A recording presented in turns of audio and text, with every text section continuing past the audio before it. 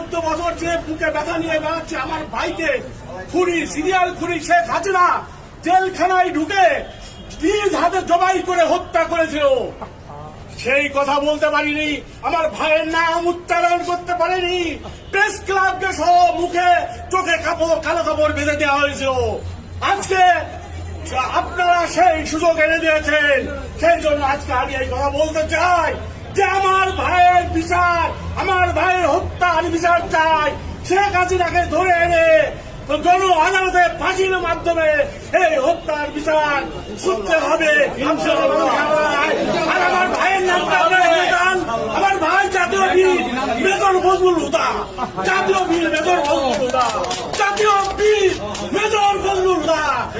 মুক্তির মহান দিবস ঐতিহাসিক 15ই আগস্ট, মুক্তির মহান দিবস ঐতিহাসিক 5ই আগস্ট, 2টা আগস্ট আমরা পেয়েছি।